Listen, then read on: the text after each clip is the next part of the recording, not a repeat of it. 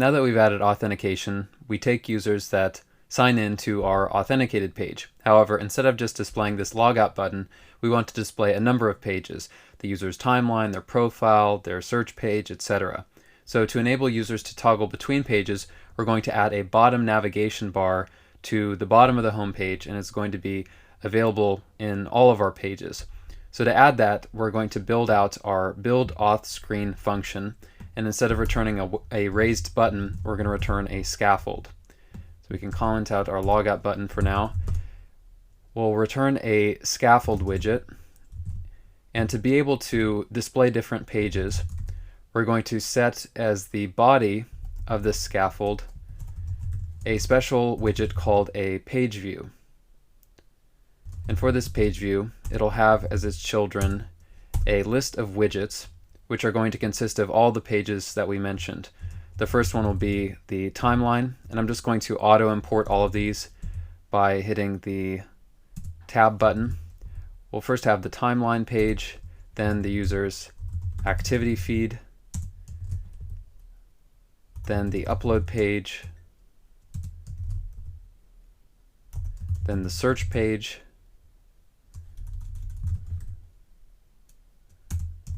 and after that, the user's profile.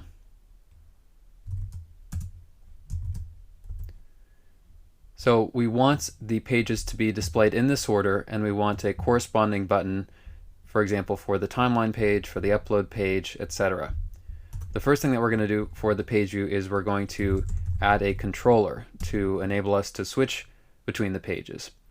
That's going to be set to a page controller variable that we're going to create in state. So we'll make this page controller variable that will be of type page controller. So within init state, we want to initialize a special widget called a page controller, and we're going to assign it to the variable that we created. And the reason for this, the reason we want a reference to our created page controller, is that since we're creating it when our state is created in the init state method, we want to dispose it. We want to dispose it in the dispose method when we're not on the home page, when we don't need the controller. So we'll create the dispose method and just call page controller dot dispose to get rid of it. This is a common pattern for widgets that we have to initialize with init state. So now that we have our page controller, we're going to also add a function called onPageChanged. And what this will do is it's going to first take the index that we're on. So for example, if we're on the 0th index of this children list, then we're going to be displaying the timeline page. If we're on the first index, we're going to be on the activity feed page, etc.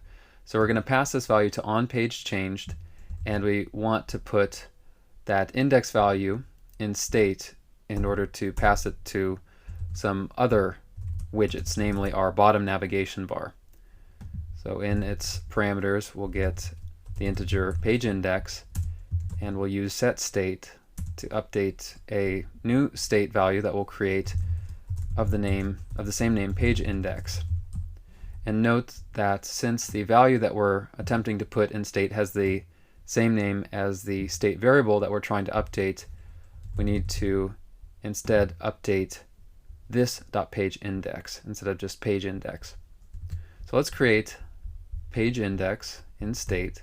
This will be an integer initialized to 0.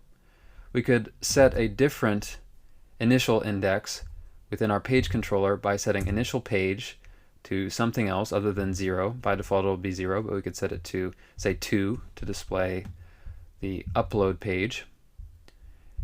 And now, since we have these two values, we're going to add another argument to our page view called physics. And we don't want our page view to be scrollable. We want the pages to sometimes have scrollable widgets within them. However, we don't want the page view itself to scroll. So we'll set physics to never scrollable scroll physics, this particular widget, to make sure we cannot, or the user cannot, scroll. So after body within scaffold, we're going to add the bottom navigation bar. And for this, we're going to use a iOS style component. So we're going to use a Cupertino widget called tab bar. And the first value that we're going to provide to the tab bar is the current index. We want to keep the buttons that we're going to put in this tab bar in sync with our children. So if we're on the timeline page, we want to say that our current index is 0, and we're going to get that from the page index integer and state. The next is going to be on tap. So when we tap on one of our buttons, we're going to create them in just a second. When we press on one of them, we want to execute this on tap function. So we're going to add this, and what this will do, this on tap function is going to be responsible for actually changing the page in our page view. So how are we going to do that? Well, we're going to do it with our page controller.